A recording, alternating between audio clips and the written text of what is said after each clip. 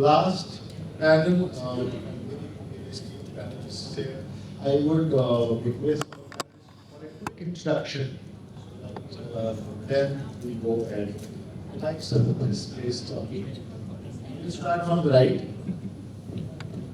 Good evening, everyone. I am Yash Jalkar from the 21 batch of the IAS. I am currently posted as Additional Commissioner of Municipal Corporation of Gurugram, Government of Haryana. Thank you. Good evening, everyone. My name is Shubhra Saxena. I am a 2009 batch IAS officer from UT Garden. Currently, I am working with the Election Commission of India. Well, good evening to all the ladies and gentlemen. First of all, thank you so much for giving me this opportunity to be recognized as part of the ST panel. I'm Lafkar Karim. I'm a veteran, post-retirement, joined government of the Tamil Nadu initiative called T-Works as Senior Vice President Operations and Strategic Innovations. We are India's largest prototyping center as of now. Thank you. Hello everyone, myself Sivakumar. I am Managing Director, Bangalore Metropolitan Transport Corporation. Thank you very much.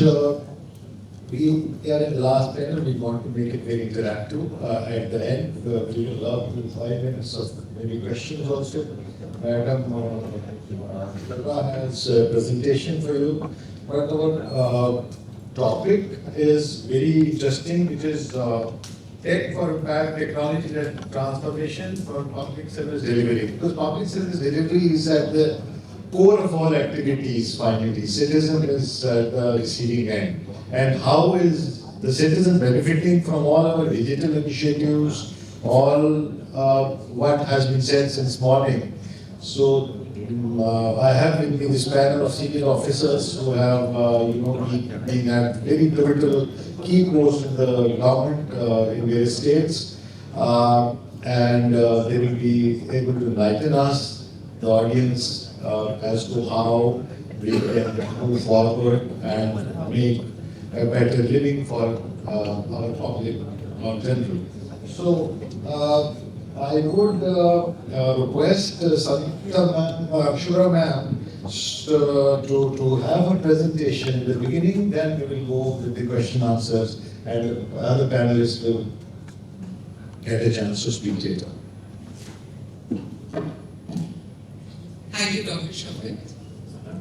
Good evening, ladies and gentlemen. Today it's an honor to be speaking with all of you on such an issue of importance. Technology. How technology is shaping our lives and how we need to look at technology in all its manifestations is what we've been discussing today. We've had many speakers who have spoken about technology capable of delivering better services and ease of doing business for everyone. But I'm going to be talking about something very different because I come from the Election Commission of India, and if I have to start this presentation, it would be with this one line, and I hope you understand what I'm trying to say. In today's geopolitical environment, the credibility of elections has become the most critical infrastructure of a country. And I want you to think about it while we go through this presentation. Because all said and done, when elections of a country are taken hostage, nothing else remains. In this context, I'll start my presentation. In India, elections are the bedrock of the entire governance. Through elections, we deliver government after government. How we do it, how we have been evolving, and how we are looking at the challenges that are emerging in terms of technology, in terms of attacks on sovereignty of our country and other countries as well. And when I spoke about elections as critical infrastructure, we all need to remember elections as a critical infrastructure doesn't just mean it is only technology that is causing those challenges to emerge. But technology is exacerbating those challenges. And that's why in today's context, every citizen of every country should be very conscientious about the dangers that are emerging in today's world.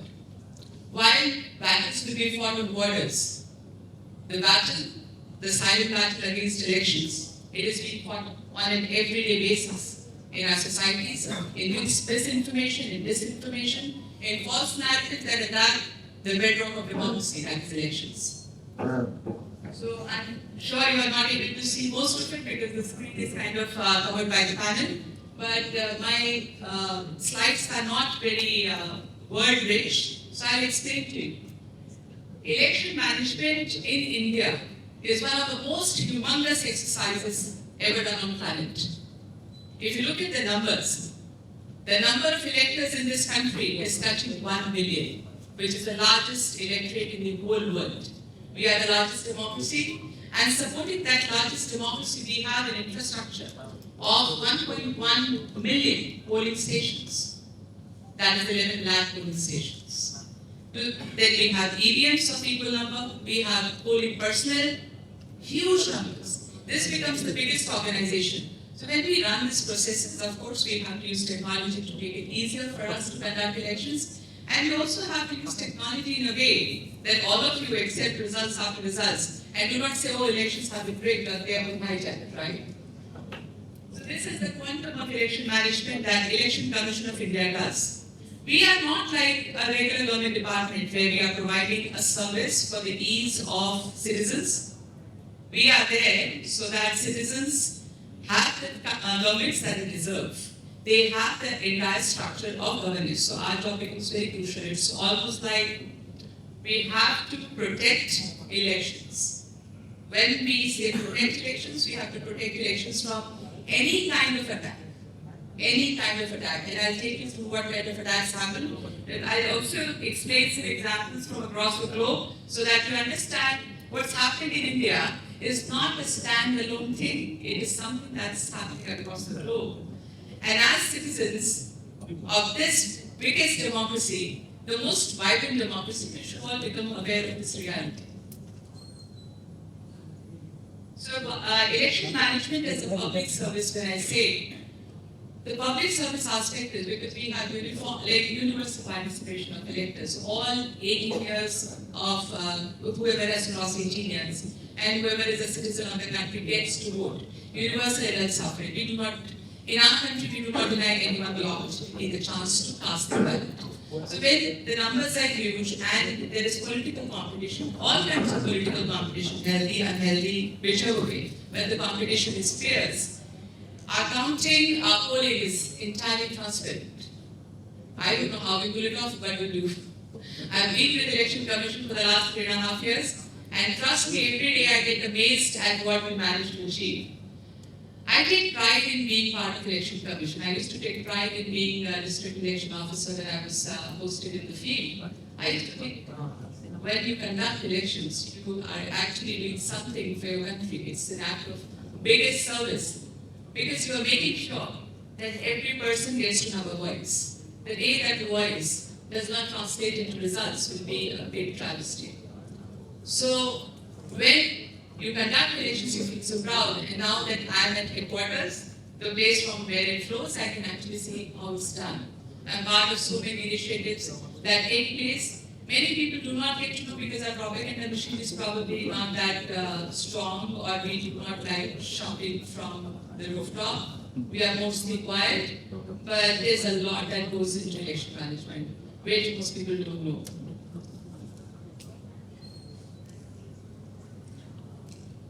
So evolution of technology. So I understand today we are talking about digital technology. And Dr. Shafkat, I would request you please, we are anyway a very small panel. So I hope there's not much. This is a very crucial thing. And I'm not just making this presentation because I'm here. I'm usually very passionate when I'm speaking about elections.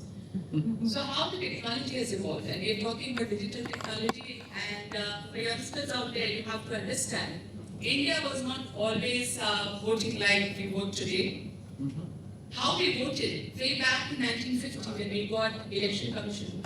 And you would be surprised to know that even before we became a republic on 26 January 1950, Election Commission came in being on 25th of January.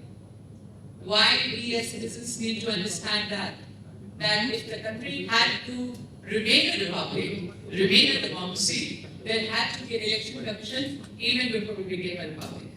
So in 1950, the election commission came into being. Then it was given the onerous job of conducting elections in a country which was mostly illiterate. the voter list wasn't there. So 1952, we had our first elections with ballot paper, of course, the physical ballot paper. And gradually we moved across years, and then we saw the emergence of EVM. Now EVM, everybody says, oh, so can it be hacked? There must be something wrong. You guys must be doing. What's happening with EVM? And I'm telling you, you can, you can ask me those questions. Nothing is not allowed. EVMs came. Then after EVMs, we got VVPATs. VVPATs are like voter verifiable paper lottery trail. Now, I understand digital technology, but technology in itself becomes digital when you go the digital route. We could have also chosen to do that. So what we have chosen to do is we have gone digital in areas where we think that credibility of elections will be compromised. Tomorrow, if someone says that elections have been hijacked because there's too much of technology, how much of technology to use, which technology to use, has to be calibrated based on a host of factors. Those factors will come to. So across so many decades after VVPAT, we came for digital apps. We had mobile apps. After mobile apps, then we had around 45 to 50 multiple applications. In 2025, you would be pleased to know that ECI has launched just one umbrella solution for everyone. Be it you, me, or even the CEC himself, ECI Net. Everything has been subsumed into that umbrella. It is the entire universe of Election Commission of India. From voter to booth level officer, to presiding officer, to SDM, to DM, to CEO, everybody on one platform. And that ECI Net is the age in which we are now. So technology-wise, we're moving. There are many other things we have done technology-wise, which I'll take you through. Next, I'll show you what are the various aspects of elections in which we use technology. Now, when you see elections, you look at elections in terms of आज election में चलो vote डालते हैं नहीं डालते हैं holiday पे जाते हैं that's a funny thing. Election is a year-long exercise. Your electoral role is getting revised every day. How many changes happen? How do we maintain that data? Electoral rolls of 1 million people, of 28 states, 8 union territories, having different governments. That electoral roll and how many people are turning 18 every day, how many people are dying, how many people are shifting from one place to another. So elections, the work of elections happens every day. But the actual conduct of election involves polling, counting, expenditure monitoring, and so many other aspects that you don't even get to see. So when we look at this huge logistical exercise, technology enables us. But what we do, we don't use technology in the core aspect of polling, the core aspect of counting. Because credibility, if it's not there, then people are going to say there's something went wrong with polling or something went wrong with counting. So that's why we use it in a very ancillary way.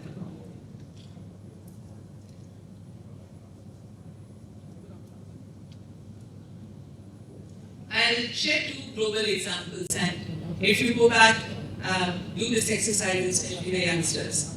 You are a filter, you have to safeguard this entire process.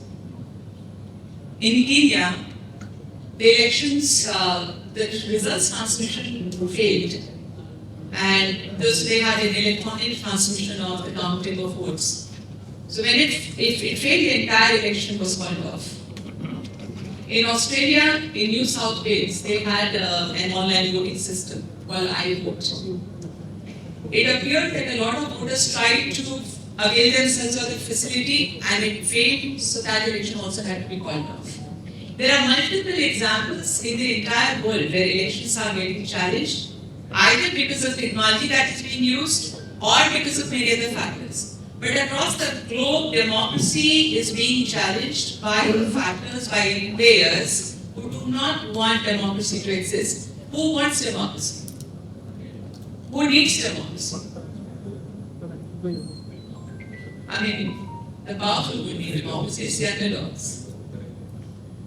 Why is the underdogs? People who will not have a voice if democracy weren't there. So across the globe, there is an emerging challenge against democracy, and hence elections are getting attacked left, right, and center. How technology becomes a tool that elections are attacked? How is it that we face those challenges? So now AI generated videos. One community people killing other, EVM getting hacked, EVM being programmed, or creating videos that basically destroy people's trust. What do we trust now? All these videos, document videos, AI generated videos, you can show political leaders making some statements that they might not have made. In this era of misinformation and disinformation, what is sacrosanct? What do you trust? So then again, EVM keeps getting attacked, and I'll talk about EVMs for a second because even my closest friends who are the service, they say, can EVM be hacked? And I said, okay, technology can be hacked, procedures cannot be. When you have robust procedures, technology may be, but if technology with regular auditing, regular observation by political parties, by candidates, by everyone, I mean, you are seeing it all the time. Where do I go there and do something with it? And EVM is a standalone machine. I'm saying this because why we have not gotten for internet voting or using digital technologies, because they can be hacked. EVM is a one-time programmable chip. It cannot be reprogrammed. EVM cannot be connected to Bluetooth, any network. It is just a standalone device like a calculator. You press this, okay, one, you press the other one, then two. So it just keeps a tally of the number of times the button is pressed. Then again, we have also given you VVPAT. You look at the slip as it comes out, it stays there for 7 seconds, you say, oh yeah, I voted for this party. I see it falls back. We don't give you that slip because then you'll go off. Secrecy of voting could be violated, right? But we keep those slips intact. In case of any dispute, we can get it counted. All those systems are there. You know what happens to EVM? When EVM is brought to the district warehouse, all political parties' candidates are there. You see, the first level check, they are there. When it is taken for first randomization, which is when they are first sent to the constituency. So let's say there are 4 constituencies, so I'll say 25% go here, 25% here. That division, then the second randomization, when they go to polling stations, then also politicians are there. Then after that, when polling is going on, their agents are sitting there, they sign up, the polling gets over, they are there at the time of mock. After polling gets over, when the EVM is being taken away, they escort the vehicle. Then it is kept in strong room, they are still there. After it is sealed, they sit there, we make a camp-like structure for them, and they sit there all the time telling us brought out for counting. So when something is attacked, it is very important to understand the basics of it and understand. So yes, any kind of people in Europe and all, because I think I'm attending these conferences, why does India not move back to ballot paper? So I say, your populations, yes, you can afford to. If we start doing ballot paper, how many countries will we have to cut for our elections, like the trees and all?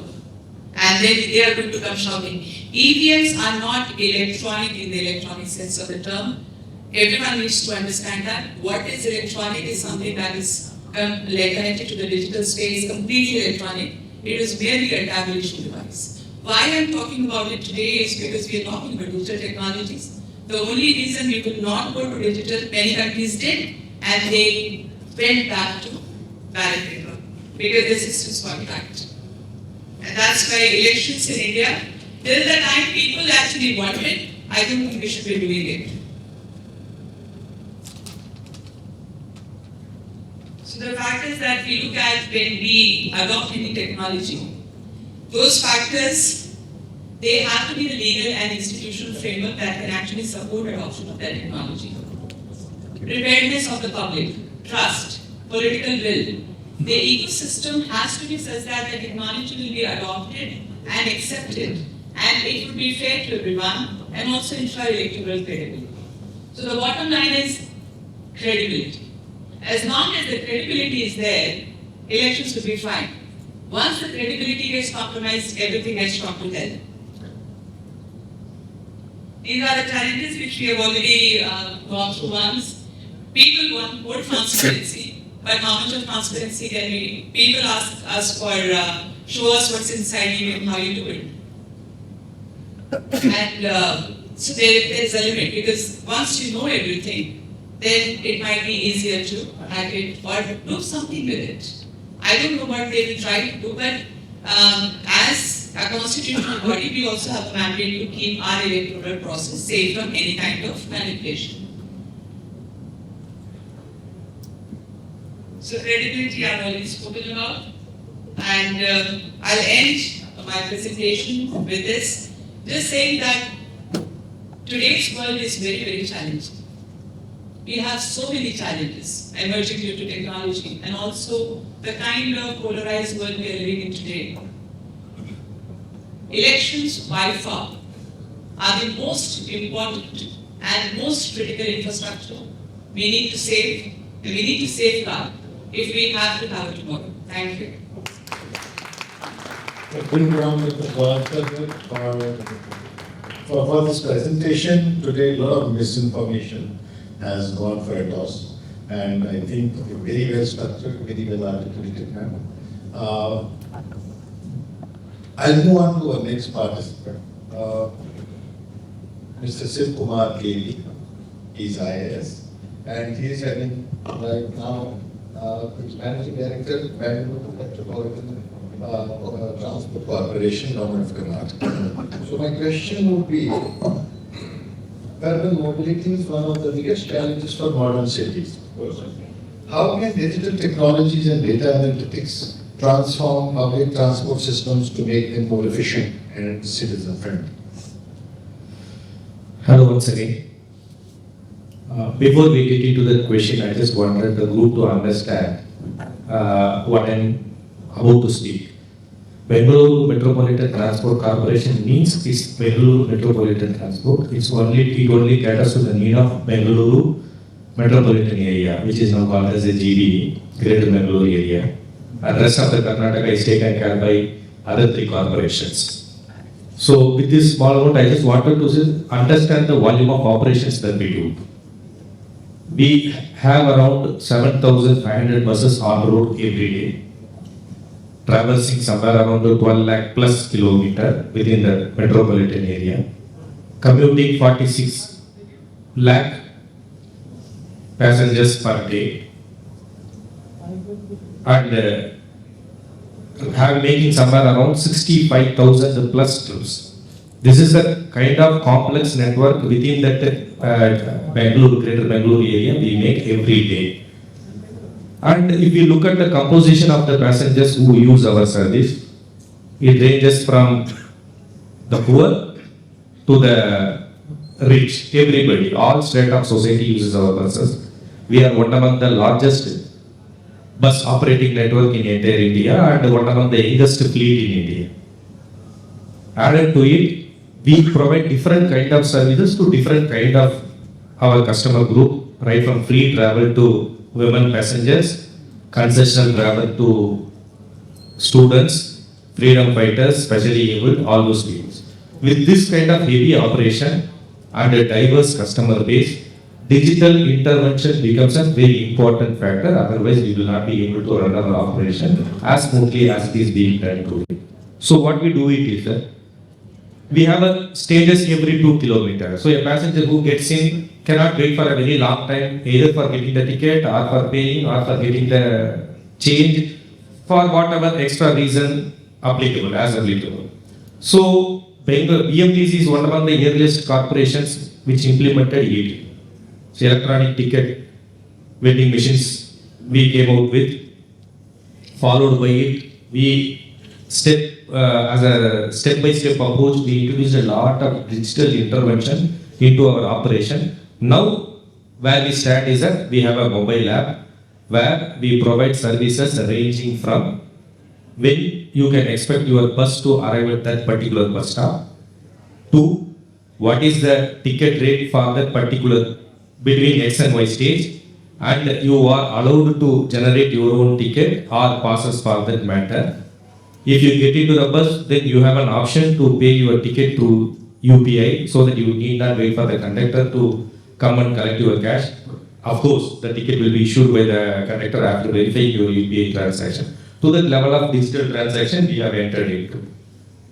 So what we have done is that when we switched into more of a digital arena, we had service, which I explained till now, also safety became our major concern. So in our mobile app, we have provided an option for the women or anybody for that matter, a SOS button, so that whenever they click, it is on real time monitored by BMTC control room. Now we are sharing the feed to the emergency grid also, like to the Bangalore police, so they will also have an effective monitoring. So all these digital interventions make BMTC modern to handle this kind of heavy ridership which we are having, and it is growing every day. To be frank, it has never come down. In fact, we have moved from 36 lakhs 2 years back to 45 lakh plus today. So this is the kind of thing which is happening, and we face a lot of challenges also. Like when the ridership moves away, then our transaction need to be faster. So to cater to that, all those future readiness, we are now furthermore digitizing our process so that most of the operations can be done within the mobile app or within the digital platform whichever PMPC is providing. By this manner, we are trying to bring down the timing, operation timing or the cash ticketing timing of the passengers, at the same time giving them an ease of living so that they can easily have the transaction at their end and later on they can get it validated. These are all few interventions which has happened, and of course we have a greater plan for the future where we wanted to go for a validation kind of process and self-generation of tickets and lot of other things which maybe if time permits in the due course of time I will try to bring it to this honest level. Thank you. Do you have a PRTS dedicated line or because Bangalore has always heard traffic, whoever first lands says there is a traffic issue. Bengaluru as such doesn't have a dedicated corridor as on today, but we have between two other cities, Dharwad and Hubli, where there is a HBRTS. But Bengaluru, in certain places, yes, we had dedicated bus corridors. Then later on, because of some developmental issue, they got reduced. Now we are in the process of and in discussion with the Urban Development Department to reintroduce those dedicated lanes. But all said and done, yes, that's what I said. The vehicle population of the Bengaluru is also expanding at a geometrical progression. At the same time, our ridership is also expanding at a geometrical progression. This is because basically the economic activity which is getting attracted to Bangalore, and that's how Bangalore it is always. Thank you very much. We'll move to Mr. Yash Jalka, who is Additional Commissioner, Gurugram Municipal Corporation. And we at times were discussing the floods in Gurugram. I think it will be able to put a lot of light onto why sewage and drainage is a problem there. But having said that, municipal corporations are the closest point of governance for citizens. How can technology enable cities to deliver more responsive and citizen-centric municipal services? Your views on this? Thank you so much for the question. So I think Gurugram's national image is that of a new city, but which also drowns almost every year with very little rainfall.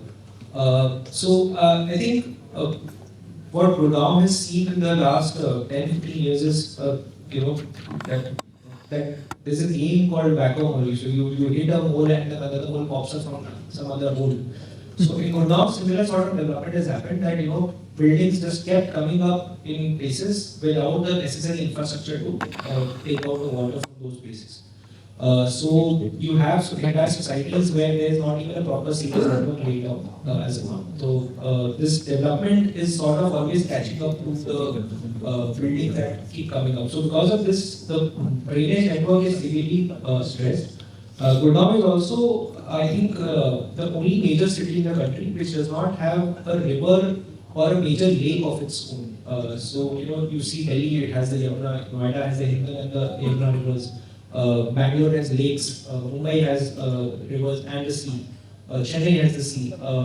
Gurgaon perhaps is the only city which does not have a major water outlet of its own. So we rely on the Nazamgarh train close to Delhi for our outfall, but the capacity of the train to take water is simply limited. So when Gurgaon was planned in the initial years, the runoff was very low and the train was sufficiently capable of taking the water.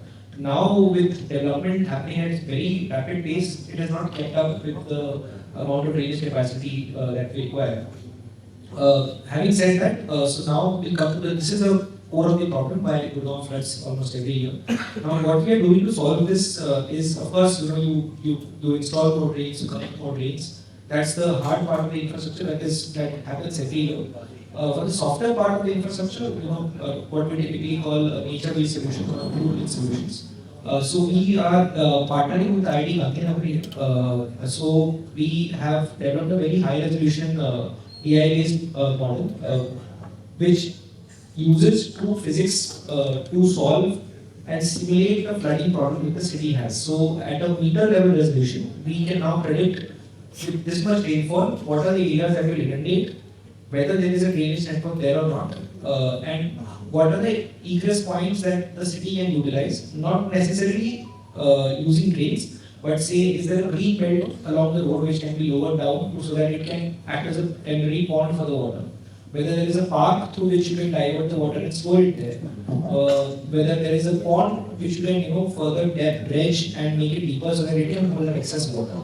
What are the areas where you can install rainwater harvesting structures? So this partnership is ongoing with IIT Gandhinagar, and we are going to deploy this model this year. And based on that, we are also planning to install pumps very locally. So right now, all these infrastructure they are deployed in a very haphazard reactive manner. That okay, the water is filling here, so let's send a pump to water that area right now. But we as a city recognize that we have limited financial resources available with us. So we need to prioritize and deploy resources accordingly. So technology is helping us prioritize these areas so that we can have the most bang for the buck for our resources. That is one.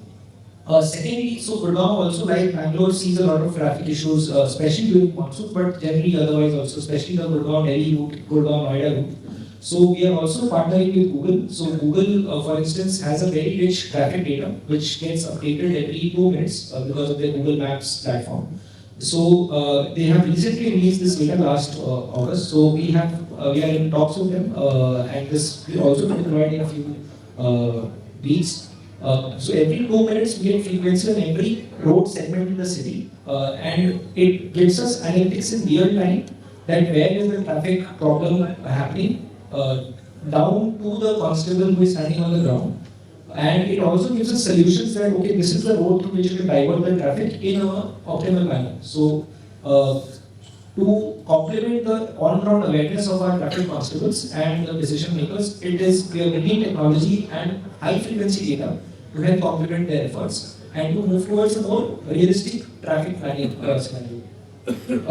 Some other areas where what MCD is doing to ensure that AI is deeply integrated into our platform. So every city struggles with grievance resolution. So I think all of us must have struggled with it. You see a garbage, you click a picture on any of the grievance redressal platforms, or you upload it on Twitter, and then you get a notification 2 days later from the city that your complaint has been resolved or it has been closed. And then you go to the spot and you see that the spot is equally dirty, or perhaps dirtier than it was when you filed the complaint. So a few months ago, when we were reviewing our grievance redressal systems, we found out that our employees were using generative AI platforms to edit the complaint images. And they would just edit the image to make it a clean screen and upload it back on the platform. So, and when you review these images, you would see that the area is still clean. But you on the ground, the citizens complaining that look, this is the real picture and your employees are lying. So now we are developing models to help detect these kind of fake images, synthetic images using AI.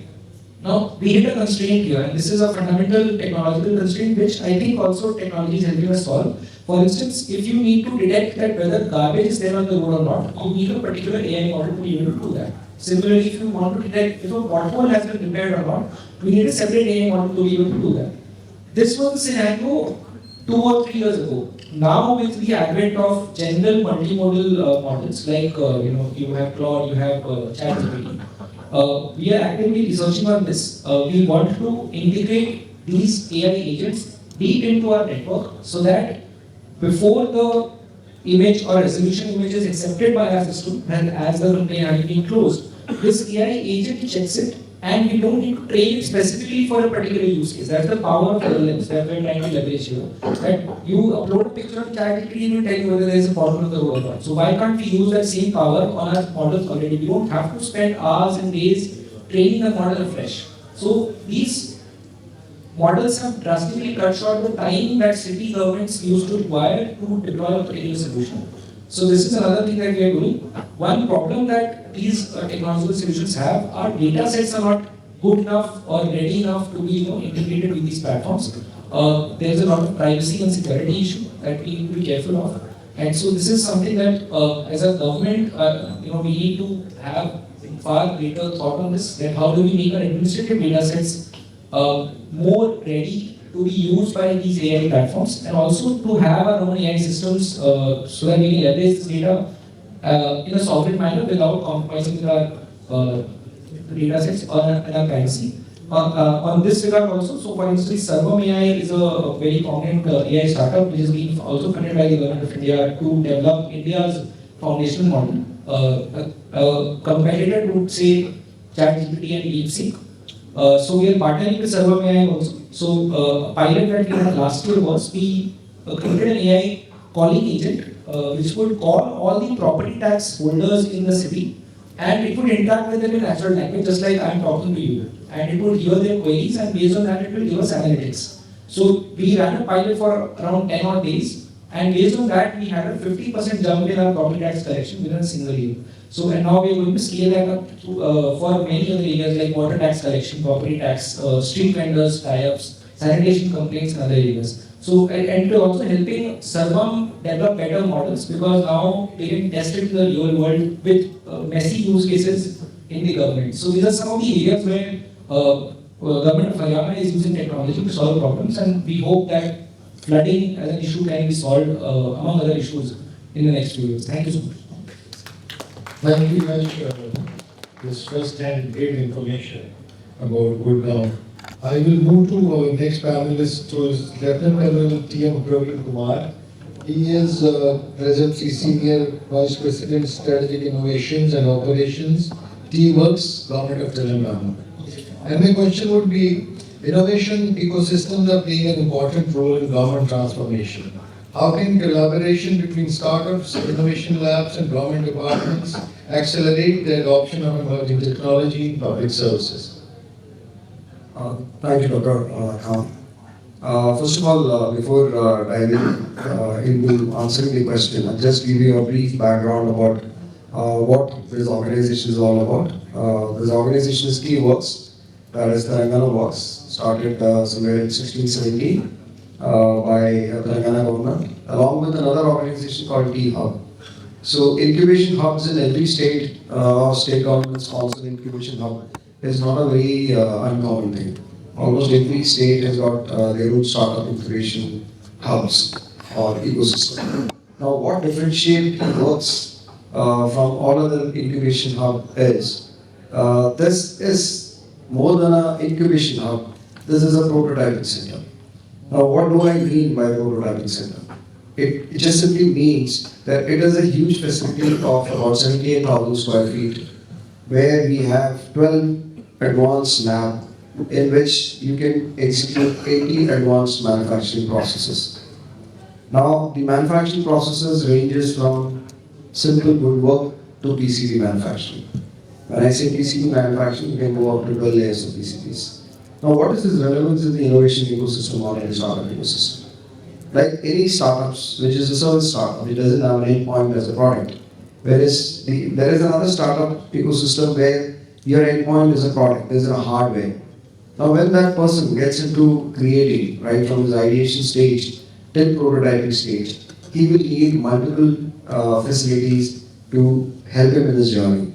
For example, he will require metal labs, he will require 3D printing labs, he will require PCBs, he will require wood. So, in our facility, what the government has done in 2016-17 in collaboration with a lot of MNCs and a lot of grants to MIT and other semi-government, a unique structure has been created where the entire additive and subtractive manufacturing processes cumulative to almost 80 comes under one roof. Now there, though we started as a startup incubator specifically for hardware manufacturing startup, over last about 7 to 8 years, we have expanded as we've stepped into as a engineering and technology partner for multiple international clients like Bill and Melinda Gates Foundation for wash innovations, Skoda Volkswagen, Mahindra exactly for automotive innovations, Safran and similar aerospace companies, and of course our own homegrown multiple industry. So startup incubator is one vertical of our operations. The second is industry, engineering and technology partner. And the third vertical over a period of time, last 2 years, what we have started is, when we have all these, everybody now focuses on Make in India campaign and Make in India and Atmanirbhar and all those things. It is absolutely fine, we can manufacture in India, we will manufacture it. But how do we equip our next generation to have a maker's mindset? So that thought led to the creation of our third vertical, which is focused on learning and development vertical, which focuses completely on schools to higher education institutions, including all IITs. So in that ecosystem, we have almost all IITs of India, BITS, and all top-notch technology institutions, engineering colleges, and also a lot of schools who we assist in creating a maker space, something akin to the adult tinkering labs which comes up in various schools. Akin to that, we create maker spaces and we assist in all these IITs and all to run their innovation hubs, and if they have a product which they want to do, they come to us to create the product, to help them in their product life cycle. And the fourth vertical which comes across is how do we take this maker's mindset and the innovation spirit to rural areas. So in Telangana, there is another mini T-Works which we created in Pedagogy district, which is a very scaled down model of what we have. It's within about 3,000 square feet area, but we have a lot of power engineering tools, electronic tools, 3D printings, laser cutters and all, where we give access to the rural government school children to play around and tinker around with their mind, so that ultimately, they can identify the problem statements which is there in our community, in our society, and that can be converted into a product. So broadly, these are the four verticals in which we play in the innovation ecosystem. Now, where do the technology comes into play? I'll borrow the couple of stages that the previous speaker had mentioned about stage 1, stage 2, and stage 3 of governance, governance. We have adopted the first stage very successfully. What does it mean is, you need not walk into T-Works at Hyderabad if you want to create a product. If your files are ready, if your Java files are ready for PCB manufacturing, if your SQL files are ready for 3D printing, if your things are ready, you just have to log in, come to our portal, upload your files, and our design teams will verify it, and you can have a call with us, and then we manufacture it and send you the iterations. So after multiple iterations, you can reach and to that particular product what you desire.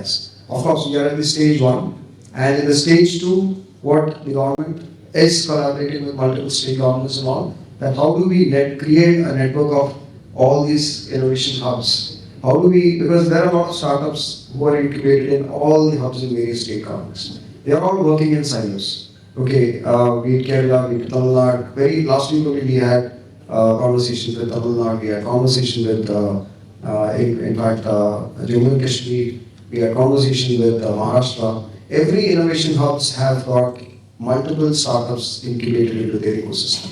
But do we have a pan-national visibility for all these startups? Or where do they tap into? Do they have a common line? We are a very, very big facility, but except few in South India, probably maybe Karnataka or Tamil Nadu, very rarely anybody has heard about this kind of a prototyping facility existing. So of late, for last 1 year, we are getting even colleges and students, right, from Rajasthan to Maharashtra and all coming and exploring this facility.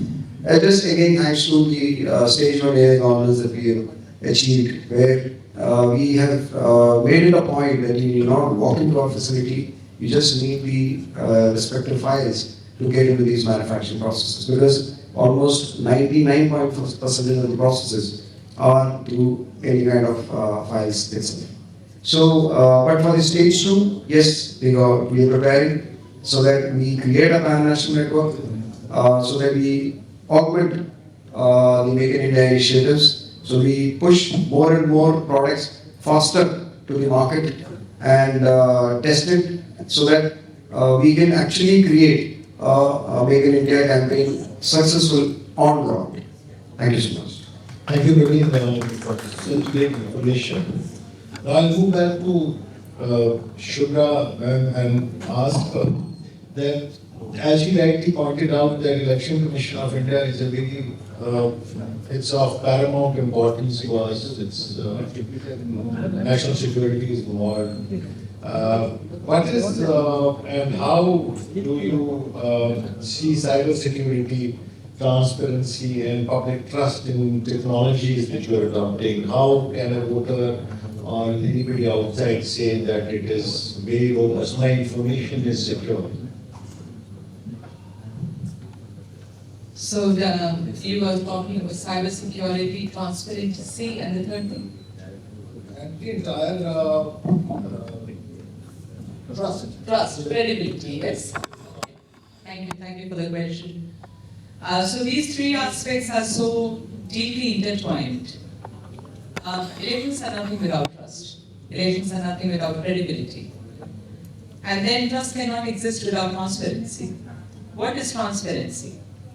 If you look at Election Commission vis-a-vis their citizens, vis-a-vis their electors, we are transparent all the way. You can see anything, our electoral rolls, the entire conduct of poll, you can question everything. There is a system, legal system in place, and also a procedural system in place, in which political parties, candidates, even citizens, everyone has access to whatever we are doing. It is completely transparent.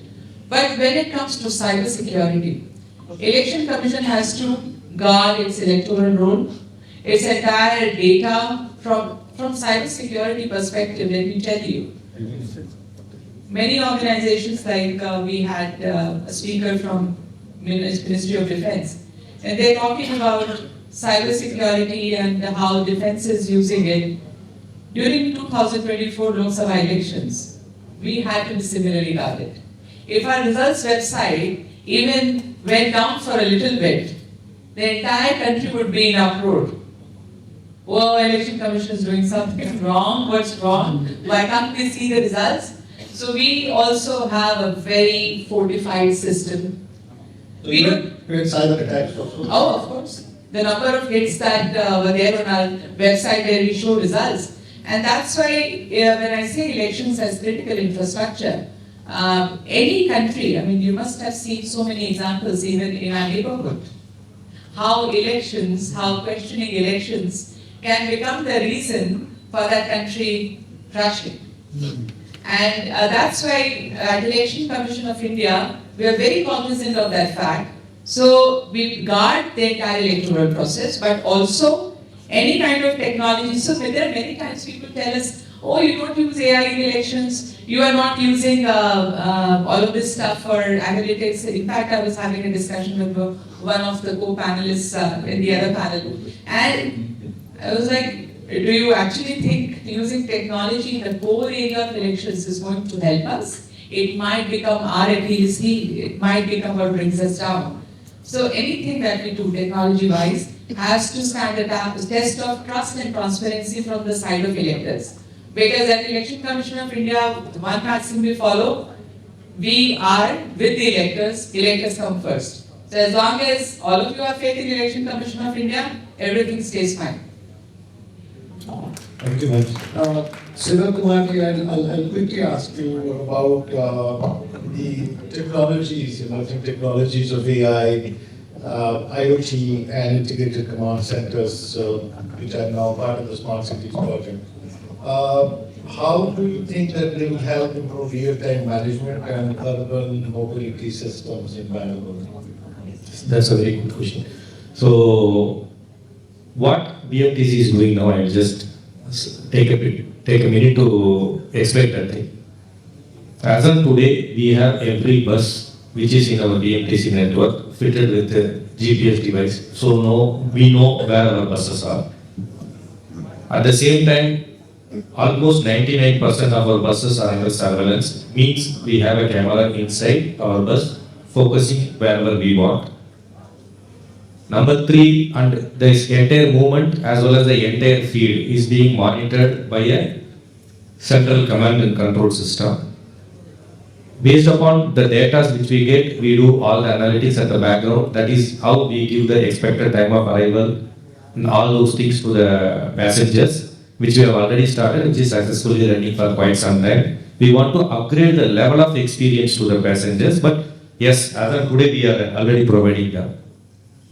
Following the same path, in fact, we have integrated our SOS system in such a manner that if somebody is going to call for a panic, if I press a panic button, then the feed gets immediately stored also, so that we get a video evidence which can be later processed by either police or BMTC, so that to understand what has exactly happened at that particular point of time. So yes, we have put a lot of energy and resource into collecting the data for making our system operations very efficient. Now we are moving a step ahead to rationalize our operations. Now we have enough data, we just wanted to put some mind into it to understand where we should thin out our operations, where we should think our operations, so that we cater to everybody in and across Bangalore, so that we bring down the dependability on the independent mode and increase the dependency on the public transport. This is how BMTC is moving forward. Well, Thank you. As it is of course known to everyone that urban mobility is one of the most challenging jobs in cities, to keep them, peaceful, happy cities, because that's where it hits you hard. When you go on down to the traffic, you get stuck, or you have bottlenecks, you have long traffic jams. I'll go to Yash quickly because the time is also up, but I will take the courtesy of asking you one question more.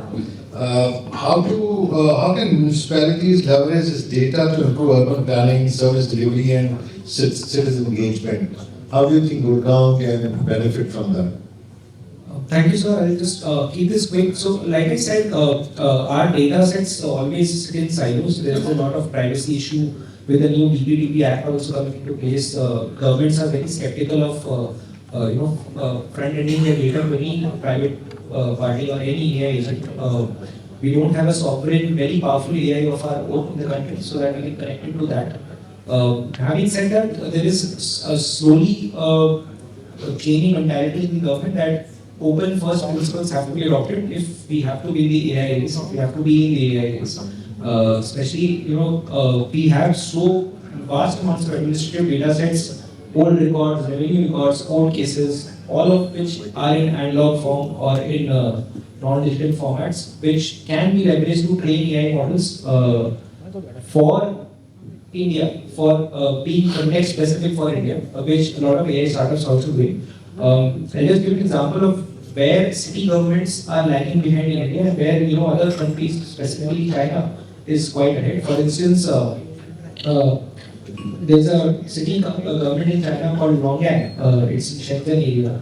They recently come out with a draft policy 4 or 5 days back, wherein they are awarding heavy subsidies and incentives to any person who uses this AI agent, open source AI agent called OpenClaw, to create a one-person company, or who creates a new startup, or who creates an application which can say help to do manufacturing or any of the industries which Longyang city values. So there are very large incentives of millions of dollars to every single individual who can do these things. Now this is where city governments in India are lagging behind. Our job is mostly restricted to providing municipal services like water and sanitation, electricity or transport in some cities.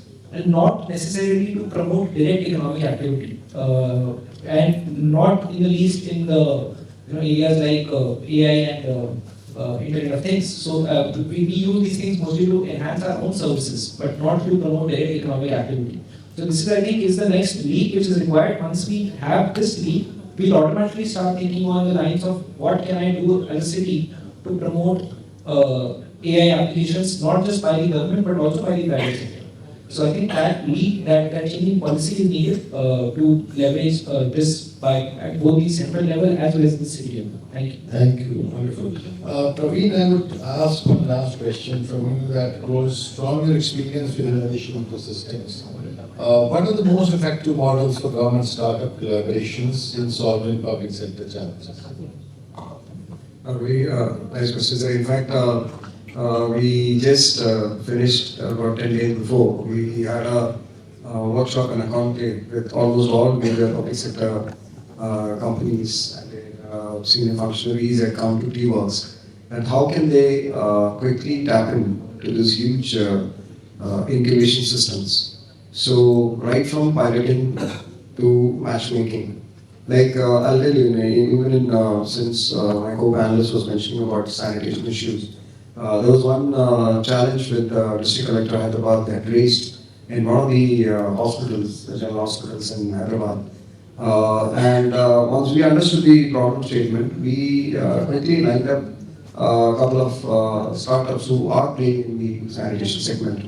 It was more like a matchmaking concept that we did. And one of them got awarded to do a piloting for the state government. Similarly, for even public sector, including a lot of aviation companies like HAL and others, and mining corporations and MPCs, we do have a very, very robust connect with them.